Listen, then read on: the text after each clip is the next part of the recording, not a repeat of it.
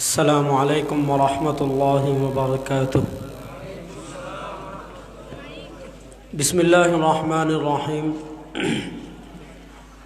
الحمد لله رب العالمين والعاقبة للمتقين والصلاة والسلام على أشرف الأنبياء والمرسلين وعلى آله وأصحابه أجمعين، أما بعد. قال الله تبارك وتعالى في قرآنه المجيد وفي فرقانه الحميد: وإذا قيل لهم آمنوا كما آمن الناس قالوا أنؤمن كما آمن السفهاء ألا إنهم هم السفهاء ولكن لا يعلمون. وقال رسول الله صلى الله عليه وسلم: لا تسبوا أصحابي فوالذي نفس محمد بيده لو أنفق أحدكم مثل أحد ذهبا فما بلغت مد أحدهم ولا نصيفا أو كما قال عليه الصلاة والسلام. আমরা সবাই একবার দরুদ শরীফ পড়ি। اللهم صل على محمد وعلى آل محمد كما صليت على إبراهيم وعلى آل إبراهيم إنك حميد مجيد. اللهم بارك على محمد وعلى آل محمد كما باركت على إبراهيم وعلى آل إبراهيم إنك حميد مجيد. আল্লাহ রাব্বুল আলামিন লাখ কোটি শুকরিয়া আদায় করছি।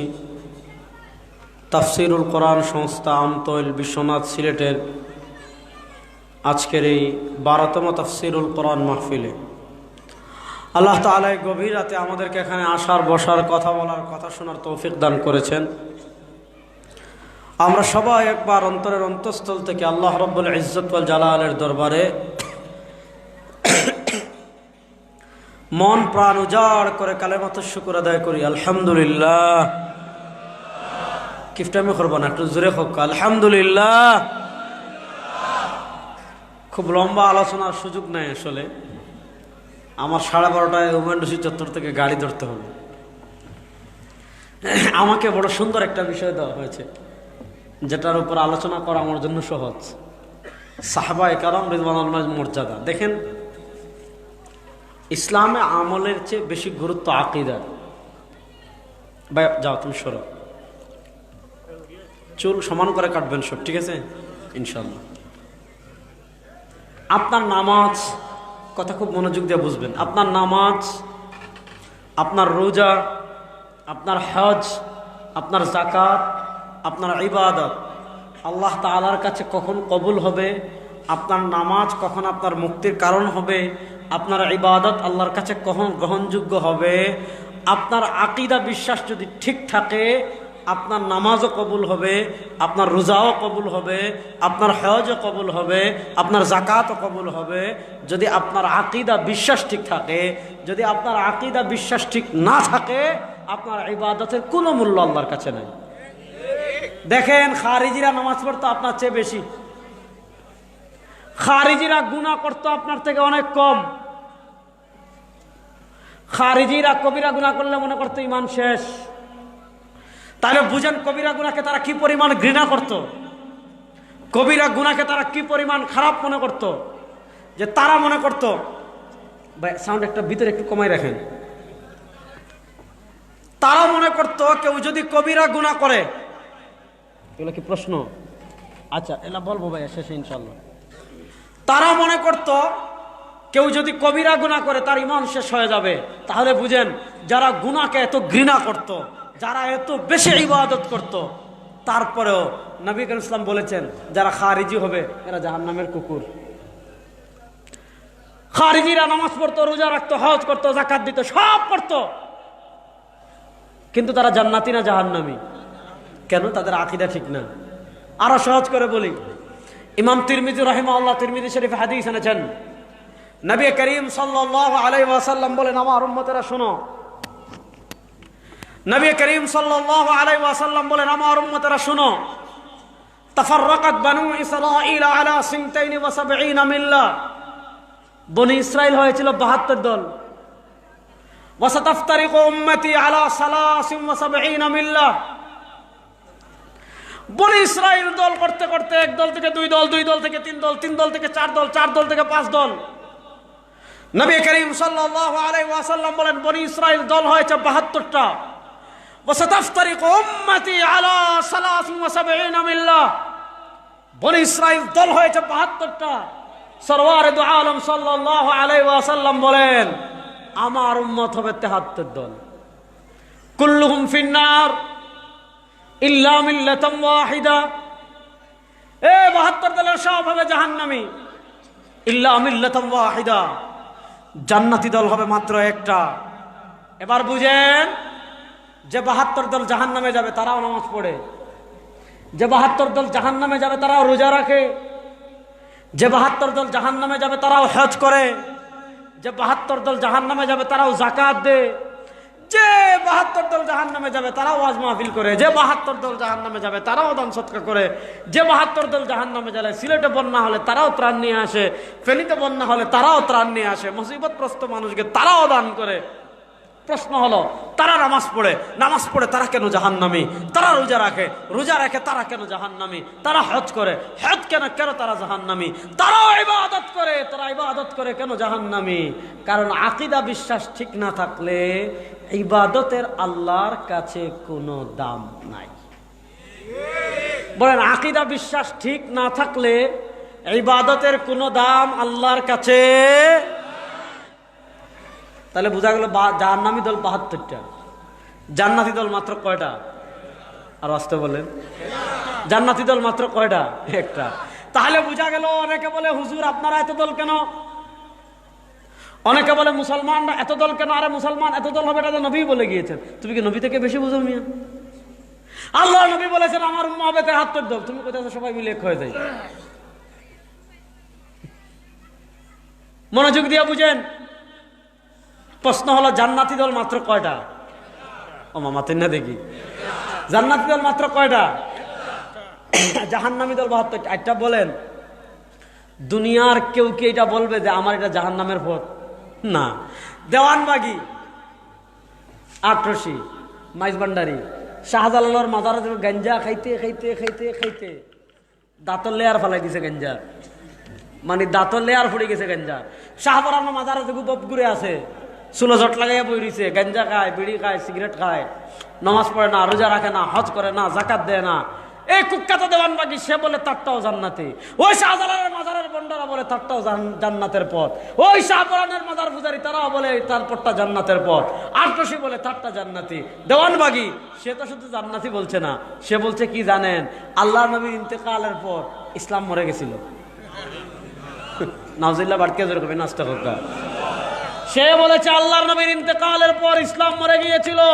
1400 বছরে কোথাও ইসলাম জীবিত ছিল না। ওই কুখ্যাত দেওয়ানবাগি বলে আল্লাহর নবীর ইন্তেকালের পর ইসলাম দুনিয়া থেকে মরে গিয়েছে। 1400 বছর পরে এসে ওই মরা ইসলামকে সে আবার জিন্দা করেছে। আমরা বলি ইসলাম মরে নাই, তুই জিন্দাও করিস নাই, তোর অন্তর থেকে ঈমান মরে গিয়ে তুই কাফের হয়ে গেছিস। দেওয়ানবাগি হইব নি তারপর জাহান্নামের পথ। বাংলাদেশে এখন আরেক দল বাইরেছে, হিজবুত তাওহীদ, আছে না নাই? আমি নাম দিছি এরা হিজবুত শয়তান। তো তারা এরা তো দেওয়ানবাগিতে হয়েছে ইসলাম মরে গেছে, এরা হলে আরেক সামসাক গাইল। এরা বলছে আল্লাহ নবীর ইন্তেকালের 60-70 বছর পর তাকে নিয়া, আল্লাহ নবী ইন্তেকাল করেছেন 11 হিজরিতে, 70 বছর ধরলে 81 হিজরি, 81 হিজরি তাকে নিয়া গুলাম বায়েজিদ খান পন্ডির আগ পর্যন্ত দুনিয়াতে কোনো মুসলমানই আসিল না, সব কাফির। সাহাবি কাফির, তাবি কাফির, তবে তাবি কাফির, ইমাম মুস্তাহিদিন কাফির, ইমামগণ কাফের, ফুকাহা ইকরাম কাফের। ওই 1400 বছরে কেউ ইসলাম বুঝে নাই, 1400 বছরে কেউ দিন বুঝে নাই, 1400 বছরে কেউ কোরআন বুঝে নাই, 1400 বছরে কেউ হাদিস বুঝে নাই। 1400 বছর পরে এসে আবার তারা মুমিন হয়েছে। তারা ব্যতীত বাংলাদেশ যারা আছে সবাই কাফের। এরকম ছাগল, যে ছাগল বলা মানে তারা ছাগল অপমান করা। সে বলবো নি তার পথ জাহান্নামের পথ? মাতেন না দেখি। তাহলে প্রশ্ন হলো, সবাই বলে তার পথ জান্নাতের পথ, সবাই বলে তার পথ জান্নাতের পথ। প্রশ্ন হলো কোনটা জান্নাতের পথ কেমনে চিনবেন? লামাজাবিরা বলে তাদেরটা জান্নাতি, আমরা বলি আমাদেরটা জান্নাতি, দেওয়ানবাগি বলে তারটা জান্নাতি, আটরশি বলে তারটা জান্নাতি, হিজবুত তাওহীদ বলে তারটা জান্নাতি, শাহজালালের মাজারের বন্ড ভান্ডা কয় তারটা জান্নাতি। কোন দিকে যাইবেন? নবী করিম সাল্লাল্লাহু আলাইহি ওয়াসাল্লামকে সাহাবায়ে কেরাম জিজ্ঞাসা করেছেন, মান হিয়া ইয়া রাসূলুল্লাহ, ওগো আল্লাহ নবী 72 73 দল যে উম্মাহ হবে জান্নাতি দল কোনটা? আল্লাহ নবী বলেন নাই হানাফি হলে জান্নাতি, না বলেন নাই লামাজাবি হলে জান্নাতি, না বলেন নাই আটরশি হলে জান্নাতি, না বলেন নাই তাবলীগ হলে জান্নাতি, না বলেন নাই চরমনাই হলে জান্নাতি, না বলেন নাই ফুলতরি হলে জান্নাতি, না বলেন নাই জামাতে ইসলাম হলে জান্নাতি, না বলেন নাই। আল্লাহ নবী জান্নাতি দলের দুটো প্রতীক দিয়েছেন। আল্লাহ নবী জান্নাতি দলের দুটো মানদণ্ড দিয়েছেন।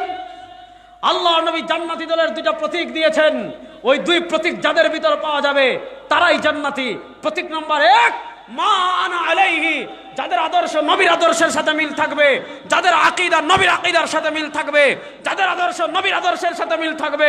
2 নম্বর প্রতীক ওয়া আসহাবি, যাদের আকীদা সাহাবায়ে কেরামের আকীদার সাথে মিল থাকবে, যাদের আমল সাহাবায়ে কেরামের আমলের সাথে মিল থাকবে, যাদের আদর্শ সাহাবায়ে কেরামের আদর্শের সাথে মিল থাকবে, তারাই হবে জান্নাতি। নবী সাহাবীর বাইরে যত আকীদা পাওয়া যাবে, নবী সাহাবীর বাইরে যত আদর্শ পাওয়া যাবে, নবী সাহাবীর বাইরে যত আমল পাওয়া যাবে, তারা যত সহি দাবি করুক না কেন, এদের চেয়ে বড় ভণ্ড শয়তান আল্লাহর জমিনে আর কেউ না।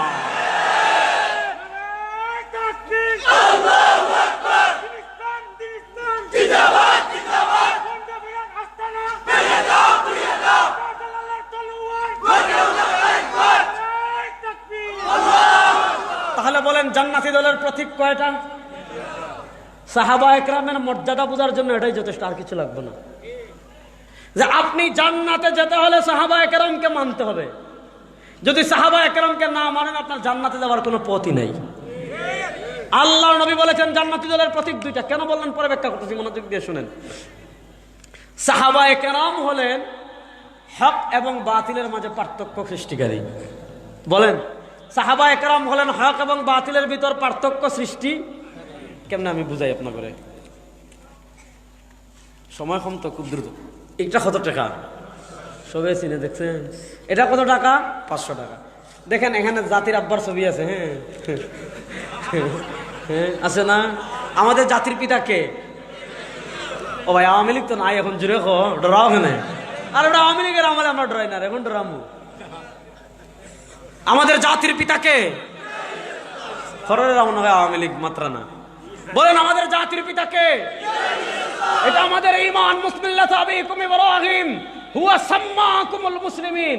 আমাদের জাতির পিতা ইব্রাহিম, তিনি দুনিয়াতে এসেছেন মূর্তি ভাঙার জন্য। তিনি দুনিয়াতে আদমের পিতা আজর, তিনি মূর্তি বানাতেন। আমাদের জাতির পিতা ইব্রাহিম, তিনি মূর্তি ভেঙেছেন। আজকে জাতির পিতার কথা বলে রাস্তার মুড়ে মুড়ে মূর্তি বানাবেন। যতক্ষণ পর্যন্ত ইব্রাহিমের রূহানি সন্তান না থাকবে, বাংলাদেশের রাস্তার মুড়ে মুড়ে আর কারো বাপের মূর্তি বানাতে দেব না। কোন বাপের মূর্তি আমরা বানাতে দেব? আমরা 2021-এ বলেছিলাম মূর্তি বানাইতেছেন, ক্ষমতা যাইব মাসে তা নিয়ে নিয়ে গাঙ্গ হলাইবা। তখন আমাদের আয়নাগর, আরে হামলা মামলা। কুষ্টিয়ার 2জন ছোট্ট মাদ্রাসা ছাত্র, এদেরকে অপবাদ দিয়েছে তারা জাতির আব্বার মূর্তি ভেঙে ফেলছে। 3 বছর এরা কারাগারে ছিল। আওয়ামী লীগ বের হওয়ার পর মাদ্রাসার 17-18 বছরের বাচ্চা। শুনেন, মূর্তি হবে মন্দিরে, মন্দিরে মূর্তি বানান, কিছু যায় আসে না। কিন্তু রাস্তাঘাটে আর মূর্তি বানাতে দেব না ইনশাআল্লাহ। আমার বাপের মূর্তি বানালে ভেঙে দিব ইনশাআল্লাহ। এমনকি আমাদের ইব্রাহিম আলাইহিস সালামের মূর্তি আমার নবী নিজে ভেঙেছেন কাবা বিজয়ের দিন। সুতরাং মূর্তি আর ইসলাম কখনো একসাথে চলতে পারে না। বলেন, মূর্তি আর ইসলাম কখনো একসাথে চলতে পারে? এটা কত টাকা কইছিলাম? মাত্র না, জোরে হক্কা। ওই দেখা ইনো আব্বা আছেন, ও বাদি চাইলে দেখবা আনো দেখা যায়। এর বাদে দেখো কাইনো আছে, আগে আছিল 60 গম্বুজ, এখন 60 গম্বুজ সৌদি তুলি লিছে। এক বেটা খেত আলচর, আর আরে দেখো কেন কত সুন্দর সিস্টেমে তারা বেটিনতে মানে ইয়ে লইয়া যাই যে বিলোদে ফলো পাইন মুরব্বী হলে পাইছেন, আমরা তো আর পাইছি না। দেখো কা বেটিয়ে ফলো লইয়া যাও, বেটিনতে জীবনে ফলো পাইন নিবা, ও কথা কয় না রে। তো দেখেন আপনি এই টাকাটা অরিজিনাল টাকা না জাল টাকা? জাল টাকা কয়, শুনছেন? আরে চকচক করে, এটা জাল টাকা না অরিজিনাল টাকা? এই টাকার মতো দেখতে হুবহু আরেকটা টাকা আছে, ওইটা তো জাতির আব্বা, ওইটা তো 500 টাকা, ওইটাও তো চাইবা মাত্র ইহার বাহককে 500 টাকা দিতে বাধ্য থাকিবে। দেখতে হুবহু ওই টাকা এক। আমার মতো সহজ সরল হইলে হয়তো আপনি জাল টাকা না আসল টাকা চিনবেন না।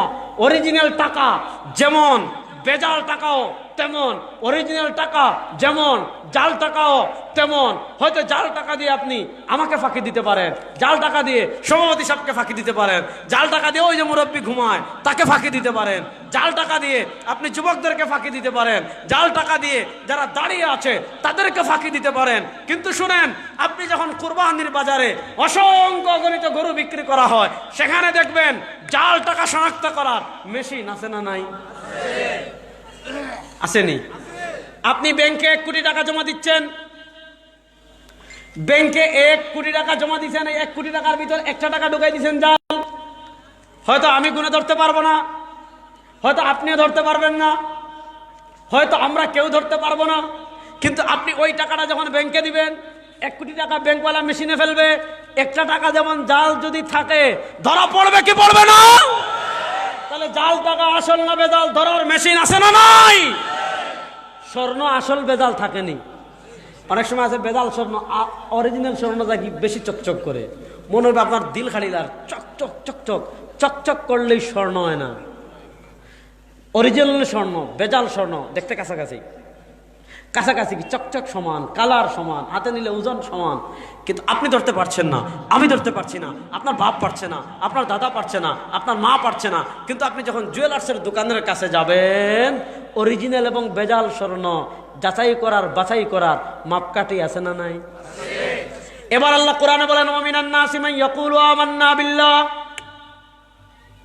ওয়া মিনান নাসি মান ইয়াকুলু আমান্না বিল্লাহ। মানুষদের ভিতর একদল মানুষ আছে, মান ইয়াকুলু, যারা মুখে বলে আমান্না বিল্লাহ, আমরা ঈমান আনলাম আল্লাহর উপর, ওয়া বিল ইয়াউমিল আখির, যারা মুখে বলে আমরা ঈমান আনলাম আখিরাতের দিনের উপর। মনোযোগ, আল্লাহ তাআলা মুনাফিকদের কথা বলছেন যে মুনাফিক যারা মুখে বলবে আমান্না বিল্লাহ, আমরা ঈমান আনলাম আল্লাহর উপর, যারা মুখে বলবে ওয়া বিল ইয়াউমিল আখির, আমরা ঈমান আনলাম আখিরাতের দিনের উপর। আল্লাহ বলেন ওয়া মা হুম বিমুমিনিন, আরে তারা যত আল্লাহর উপর ঈমানের কথা বলুক, আরে আল্লাহ তারা যত আখিরাতের দিনের উপর ঈমানের কথা বলুক, আল্লাহ বলেন ওয়া মা হুম বিমুমিনিন, এরা কশিন কালেও মুমিন না, এরা কশিন কালেও মুমিন। তাহলে বোঝা গেল একদল আছে এরা মুমিন না, একদল আছে যারা ইমানদার না, একদল আছে যারা আল্লাহকে মানে না, একদল আছে যারা নবীকে মানে না, কিন্তু তারা মুখে বলে আমান্না বিল্লাহ, ঈমান আনলাম আল্লাহর উপর। যারা মুখে বলে ওয়া বিল ইয়াউমিল আখির, ঈমান আনলাম আখিরাতের দিনের উপর, আসলে তাদের ঈমানটা আসল না, আসলে তাদের ঈমানটা বেজাল। দেখেন, তারা মুখে বলে আল্লাহর উপর ঈমান এনেছে, তারা মুখে বলে ঈমান এনেছে আখিরাতের দিনের উপর। আল্লাহ বলেন তাদের ঈমান আসল না, এরা মুখে বলে ঈমান এনেছে আল্লাহর উপর। নামাজ পড়ে মসজিদে নববীতে, তাও নবী করিম সাল্লাল্লাহু আলাইহি ওয়াসাল্লামের পিছনে, রাস্তায় হাঁটে আবু বকরের সাথে, পথে হাঁটে ওমরের সাথে, গল্প করে ওসমানের সাথে, বাজার করে আলীর সাথে, খাবার খায় ইবনে আব্বাসের সাথে, আড্ডা দেয় ইবনে মাসউদের সাথে। তারা যত সাহাবা ইকরামের সাথে চলুক, যত নবীর পিছনে নামাজ পড়ুক, যত আল্লাহর উপর ঈমানের কথা বলুক, যত আখিরাতের দিনের উপর ঈমানের কথা বলুক, আল্লাহ বলেন ওয়া মা হুম বিমুমিনিন, এরা ঈমানদার না, রাসূল ঈমান চোর। এখন বুঝেন তাদের ঈমান আসল না বেজাল? আর আপনি যদি কি একজন নামাজ পড়ে গেল, এই তুই তো বেটা তোর ঈমান তো আসল না বেজাল, ঘুষি মারি আপনার দাঁত ফালাই দিবে।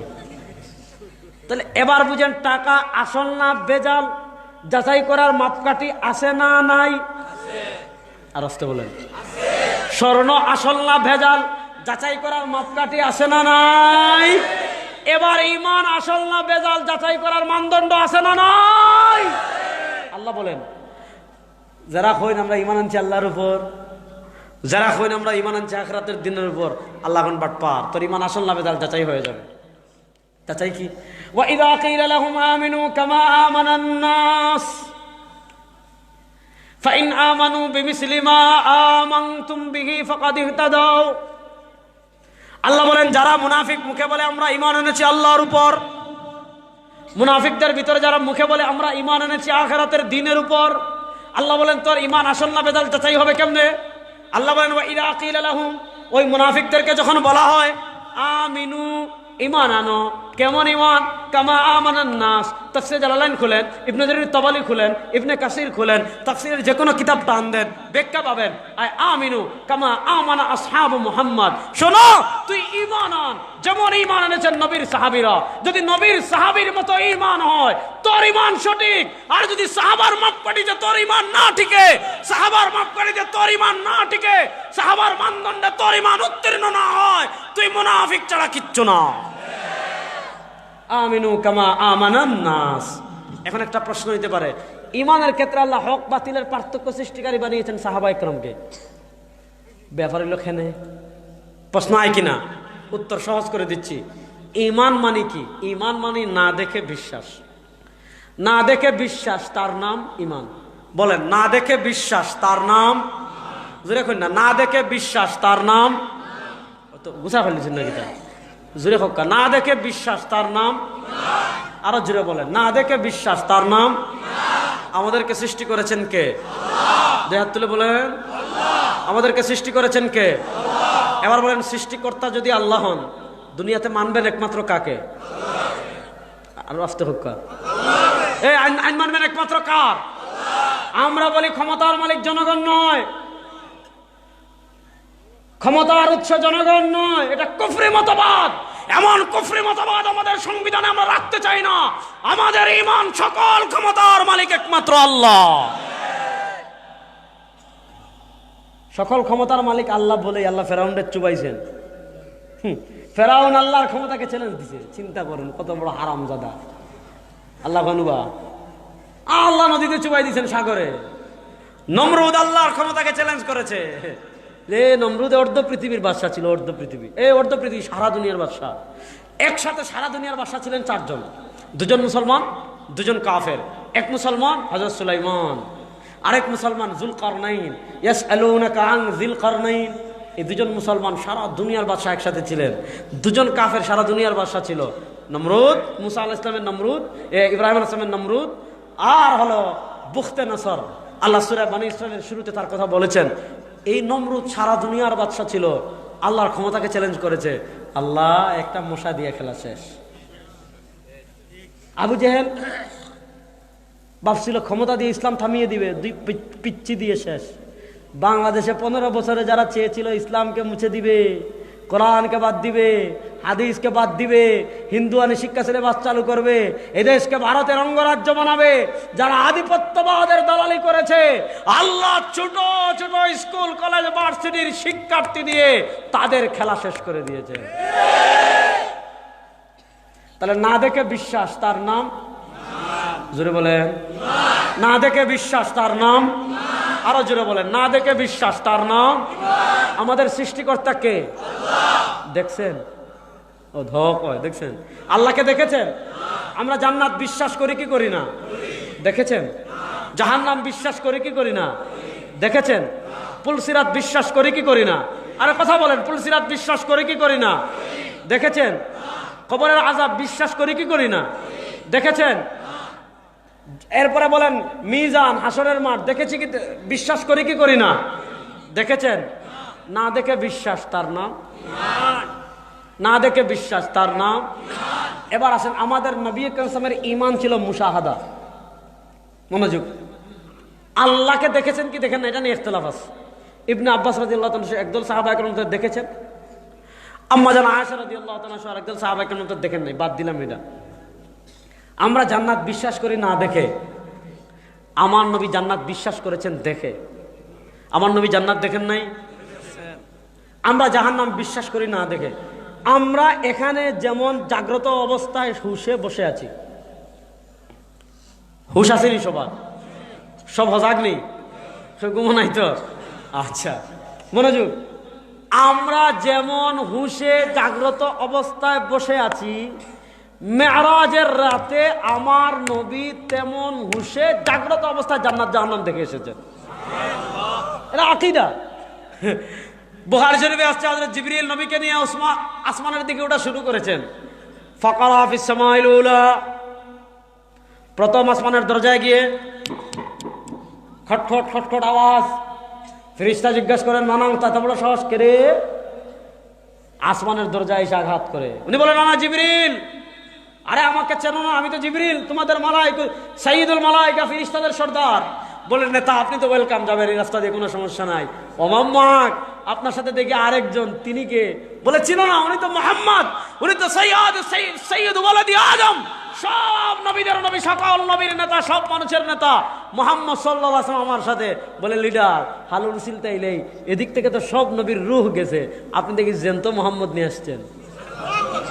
আল্লাহকে আপনাকে পাঠিয়েছেন হালুল সিলতাইলেই, আল্লাহকে জীবিত জ্যান্ত মুহাম্মদকে নিয়ে আসতে বলেছেন। জিবরিল বলেন না, আল্লাহই পাঠিয়েছেন। আসমানের ফেরেশতারা 1 2 3 4 5 6 7 সব আসমানের দরজা খুলে দিয়েছেন। আমার নবী সজাগ অবস্থায়, জাগ্রত অবস্থায়, একদম পরিপূর্ণ হুঁশ থাকা অবস্থায় জান্নাত, জাহান্নাম, কবর, হাসর, মিশান সব দেখে এসেছেন। আমার নবীর ঈমানটা ছিল মুশাহাদা পর্যায়ে দেখে। ঈমানের একটা স্তরে তার মুশাহাদা পর্যন্ত উন্নীত হয়ে গিয়েছিল।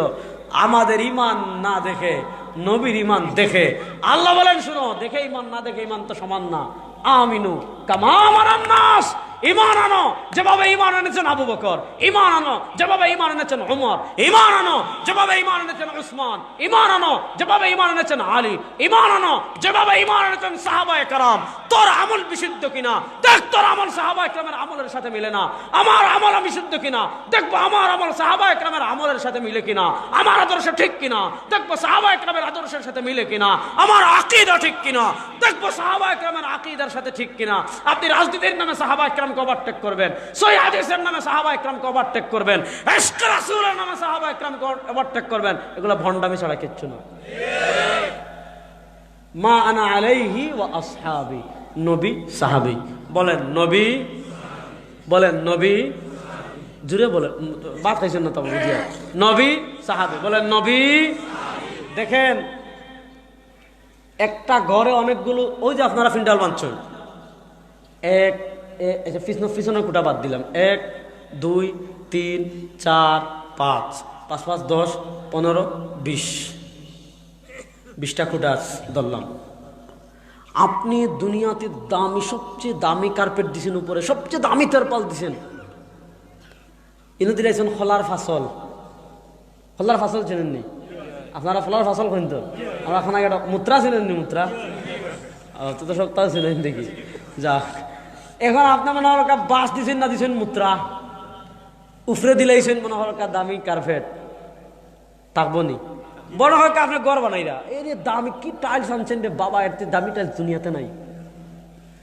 যে ফ্যান আনছেন কোনো চালাইলে মনে হল 3 কিলোমিটার দূর থেকে শোনা যায়, ওলা মোটা ফ্যান। আপনার সিমেন্ট ভালো, পাথর ভালো, সবকিছু ভালো, কিন্তু পিলার দিছেন আপনি খোলার ফাসল দিয়া, মুত্রা দিয়া, বাঁশ দিয়া। অন্য নামের অর্ডার করলো বাঁশ তো দিছে আমাদের দেশে। ঘর মজবুত হইব নি? মাতেন না দেখি, একটু বাতাস আইলে আর থাকবো নি। আপনি ডালাই দিলাইছেন বাঁশ দিয়া, একটু বাতাস আইলে আর থাকবো নি। কিন্তু আপনি পাথর, নর্মাল পাথর, একদম বুলাগঞ্জের পাথর আনছেন, তো ইন্ডিয়ার ফসা পাথর, বালিও কোনো মতে নর্মাল সোনাগাঙ্গর বালি, কিন্তু নিচে পিলার দিছেন মজবুত। এখন বাতাসে যদি মুরকা মারই না, বাংতে চাই না, খবর আছে না নাই? তাহলে বুঝেন, পিলার যত মজবুত, একটা ঘরের অনেকগুলো পিলার থাকে, পিলার যত মজবুত হয় ঘর তেমন মজবুত হয়। ইসলাম একটা ঘর, এই ঘরের পিলার হলেন সাহাবায়ে কেরাম। বলেন ঘরের পিলার কারা? শুনেন, দুনিয়ার যত বাতিল ফিরকা আছে, খুব মনোযোগ দিয়ে কথা বুঝবেন, দুনিয়ার যত বাতিল ফিরকা আছে, সব বাতিল ফিরকার প্রধানত টার্গেট থাকে সাহাবায়ে কেরামকে সমালোচনা করা, সাহাবায়ে কেরামকে খাটো করা, সাহাবায়ে কেরামের মর্যাদাহানি করা, সাহাবায়ে কেরামের মান সম্মান কমানো। কারণ সাহাবায়ে কেরামের সম্মানহানি হলে, সাহাবায়ে কেরামের মান সম্মান কমে গেলে, সাহাবায়ে কেরাম বিতর্কিত হওয়া মানে নবী বিতর্কিত হওয়া, নবী বিতর্কিত হওয়া মানে ইসলাম বিতর্কিত হওয়া। এজন্য ইমাম আহমদ ইবনে হাম্বল বলেছেন, ইন্না মাসালা আসহাবি রাসূলিল্লাহ কামাসালিল উয়ুন, ইন্না মাসালা আসহাবি রাসূলিল্লাহি সাল্লাল্লাহু আলাইহি ওয়াসাল্লাম কামাসালিল উয়ুন। আল্লাহ নবী সাল্লাল্লাহু আলাইহি ওয়াসাল্লামের চোখের উপমা, আল্লাহ নবী সাল্লাল্লাহু আলাইহি ওয়াসাল্লামের সাহাবায়ে কেরামের উপমা কামাসালিল উয়ুন, চোখের মতো। আপনার চোখ উঠছে, চোখত বেদনা করে ফসলার, আপনি ডাক্তারের কাছে গিয়েছেন, ডাক্তার আপনাকে ড্রপ দেয়, ড্রপ দেওয়ার পর কি বলে, বেশি কতলাবেন না। চোখে যদি প্রবলেম হয়, চোখে যদি সমস্যা হয়, চোখে যদি পানি পড়ে, চোখ বেশি কচলালে আপনার অন্ধ হয়ে যাওয়ার সম্ভাবনা থাকে। চোখ বেশি কচলালে চোখের আলো চলে যাওয়ার সম্ভাবনা থাকে। চোখ বেশি কচলালে চোখের প্রবলেম বেড়ে যাওয়ার সম্ভাবনা থাকে। চোখে বেশি কচলালে চোখের সমস্যা হওয়ার সম্ভাবনা থাকে। সরওয়ার দু আলম সাল্লাল্লাহু আলাইহি ওয়াসাল্লাম বলেন, চোখ বেশি কচলালে যেমন চোখে, ইমাম আহমদ ইবনে হাম্বল রাহিমাহুল্লাহ বলেন, চোখ বেশি কচলালে যেমন চোখ চলে যাওয়ার সম্ভাবনা থাকে। সাহাবায়ে কেরামকে নিয়ে বেশি রিসার্চ করলে, সাহাবায়ে কেরামকে নিয়ে বেশি গবেষণা করলে, সাহাবায়ে কেরামকে নিয়ে বেশি পণ্ডিতি করলে, সাহাবায়ে কেরামের সমালোচনা করলে, সাহাবায়ে কেরামের দিকে আঙ্গুল তুললে, সাহাবায়ে কেরামকে খাটো করলে, সাহাবায়ে কেরামের ইজ্জত হানি করলে ঈমান চলে যাওয়ার সম্ভাবনা থাকে। এজন্য আজ থেকে 1200 বছর আগে ইমাম আবু জাফর তাহাবী 321 হিজরিতে ইন্তেকাল করেছেন। ইমাম আবু জাফর তাহাবী রাহিমাহুল্লাহ তিনি যে কিতাব লিখেছেন আকীদার, ওই কিতাবের নাম হলো আকীদাতুত তাহাবী। আকীদার 3টা মাযহাব আছে। আপনি আশারি মাযহাবের কথা বলেন, আপনি মাতুরিদি মাযহাবের কথা বলেন, আপনি আশারি মাযহাবের কথা বলেন। যেমন আহলুস সুন্নাহ ওয়াল জামাত ফিকহের ক্ষেত্রে মাযহাব 4টা, হানাফি, মালিকি, হাম্বলি, শাফিঈ। আকীদার ক্ষেত্রে আহলুস সুন্নাহ ওয়াল জামাতের মাযহাব হলো 3টা, আশারি, মাতুরিদি, আশারি। এই 3টা মাযহাবের আকীদার একটা মৌলিক কিতাব হলো ইমাম আবু জাফর আত-তাহাবী 321 হিজরিতে ইন্তেকাল করেছেন। আজ থেকে প্রায় 1150 বছর আগে তিনি তার আকীদাতুত তাহাবীতে সাহাবায়ে কেরাম রিদওয়ানুল্লাহি আজমাইনের ব্যাপারে আকীদার যেই কথাটা বলেছেন, ওই কথা বলে আমি আজকের মতো বিদায় নেব। ইমাম তাহাবী রাহিমাহুল্লাহ আকীদাতুত তাহাবীতে সাহাবায়ে কেরাম রিদওয়ানুল্লাহি আজমাইনের ব্যাপারে আমাদের আকীদা বর্ণনা করতে গিয়ে বলেছেন, নুহিব্বু মান ইউহিব্বুহুম ওয়া নুবগিযু মান ইউবগিযুহুম ওয়া বিগাইরিল হাক্কি ইয়াযকুরুহুম ওয়া লা নাযকুরুহুম ইল্লা বিখাইরিন। ইমাম আবু জাফর তাহাবী রাহিমাহুল্লাহ বলেছেন, নুহিব্বু মান ইউহিব্বুহুম, যারা সাহাবায়ে কেরামকে ভালোবাসে আমরাও তাদের ভালোবাসি। বলেন, যারা সাহাবায়ে কেরামকে ভালোবাসে আমরাও তাদের নুহিব্বু মান ইউহিব্বুহুম, যারা সাহাবায়ে কেরামকে ভালোবাসে আমরাও তাদের ভালোবাসি। ওয়া নুবগিযু মান ইউবগিযুহুম, যারা সাহাবায়ে কেরামকে ঘৃণা করে আমরাও তাদের ঘৃণা করি। ওয়া বিগাইরিল হাক্কি ইয়াযকুরুহুম, যারা সাহাবায়ে কেরামকে সম্মান খাটো করার জন্য সাহাবায়ে কেরামের সমালোচনা করে আমরাও তাদের ঘৃণা করি। আহলুস সুন্নাহ ওয়াল জামাতের আকীদা কি, ওয়ালা নাযকুরুহুম ইল্লা বিখাইরিন, আমরা সাহাবায়ে কেরামের কল্যাণের আলোচনা ছাড়া কোনো সাহাবীর সমালোচনা করি না। সবাই হাত তুলে বলেন, কোন সাহাবার সমালোচনা করব না, কোন সাহাবীকে গালি দিব না, কোন সাহাবাকে ওভারটেক করব। এটা লামাযহাবী গোষ্ঠী। এই লামাযহাবী গোষ্ঠীর সাথে আমাদের দ্বন্দ্বের জায়গা হলো এটা। শুধু এতটুকু বলি, আপনি নামাজে হাত বাঁধেন আর না বাঁধেন এটা নিয়ে কোনো সমস্যা নেই আমার। হাত না বাঁধলে তো নামাজ হবে। দত্তর এ খুজুর কই এখানে বাঁধতে, আর আমি বাঁধবো না, কি হয়েছে? এ খুজুর কই আমিন জোরে কইতে, আরেক খুজুর কই আসতে কইতে, আমিনও কইতাম না, এটা শেষ। জোরেও না আসতেও না, নামাজ হইব কি হইব না। কিন্তু এখানে মূল পার্থক্যের জায়গাটা বুঝেন। নবীর নামাজের মতো আমাদের নামাজ হতে হবে, এই কথায় কোনো কারো ইখতিলাফ আছে? সারা দুনিয়ার সব মানুষ বলে সাল্লু কামা রাআইতুমুনি উসাল্লি। নবী নিজে বলে গিয়েছেন যে নামাজ পড়ো যেভাবে নামাজ পড়তে দেখেছো আমাকে। কিন্তু এবার আপনারা বলেন, আল্লাহ নবী নামাজে কেমতে হাত তুলছেন এটা দেখেছেন কারা? না, বড় আস্তে কইলা। আল্লাহ নবী কোথায় হাত বাঁধছেন দেখেছেন কারা? আল্লাহ নবী কেমনে রুকু করেছেন দেখেছেন কারা? আল্লাহ নবী কেমনে আমিন বলেছেন শুনেছেন কারা? আল্লাহ নবী কত রাকাত তারাবি পড়েছেন দেখেছেন কারা? আল্লাহ নবী কত রাকাত বিতির পড়েছেন দেখেছেন কারা? তাহলে নবী করিম সাল্লাল্লাহু আলাইহি ওয়াসাল্লামের আমল জানতে হলে মাধ্যম কারা? আর আস্তে। নবী করিম সাল্লাল্লাহু আলাইহি ওয়াসাল্লামের আমল জানতে হলে মাধ্যম কারা? এখন আমরা একটা আমল দেখালাম সাহাবায়ে কেরাম থেকে, যে এই দেখেন ইবনে আলী এটা বলেছেন, এই দেখেন ইবনে ওমর এটা বলেছেন, এই দেখেন ওমর এটা বলেছেন, এই দেখেন ইবনে মাসউদ এটা বলেছেন।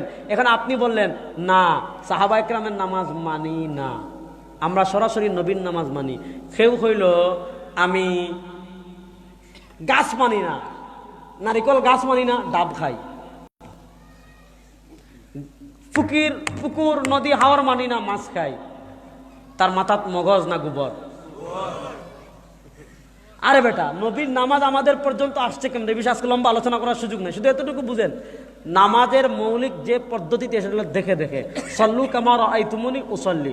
নবী আকরাম সাল্লাল্লাহু আলাইহি ওয়াসাল্লাম বলেছেন, দেখো আমি কেমনে নামাজ পড়ি। নবীর নামাজ দেখেছেন সাহাবীরা, সাহাবীর নামাজ দেখেছেন তাবেঈরা, তাবেঈন নামাজ দেখেছেন তবে তাবেঈরা, তবে তাবেঈন নামাজ দেখেছেন আইম্মায়ে মুজতাহিদিনরা, আইম্মায়ে মুজতাহিদিনের নামাজ দেখেছেন সালাফের ইমামগণ, সালাফের নামাজ দেখেছেন খালাফের ইমামগণ, খালাফের নামাজ দেখেছেন তাদের পরবর্তীগণ, তাদের পরবর্তীর নামাজ দেখেছেন তাদের পরবর্তীগণ। এইভাবে নবী থেকে সাহাবায়ে কেরামের মাধ্যমে যে নামাজ দেখা শুরু হয়েছে, সেই নামাজ 1400 বছর পর এখনো আসে না নাই? তাহলে নবী কারিমের আমল জানতে হলে মাধ্যম কারা? এখন আমাদের আমলের অনেকে দলিল খুঁজে পায় না, কেন জানেন?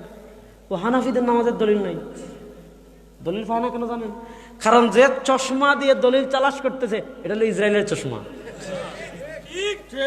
আপনি ইসরায়েলের চশমা দিয়ে, সৌদি আরবের রিয়ালের চশমা দিয়ে আমাদের দলিল পাবেন না। আপনি সৌদি আরবের রিয়ালের চশমা খুলেন, ইসরায়েলের চশমা খুলেন, সাহাবায়ে কেরামের চশমা লাগান, আমাদের সব আমলের দলিল খুঁজে পাবেন। আমাদের নামাজকে জাল প্রমাণ করবে আমাদের সামনে বসে। পৃথিবীতে এমন কোন বাতিল শক্তি জন্মায় নাই, কিয়ামত পর্যন্ত পারবে না ইনশাআল্লাহ। তাহলে বলেন নবী আকরাম সাল্লাল্লাহু আলাইহি ওয়াসাল্লামের আমল জানতে হলে মাধ্যম কারা?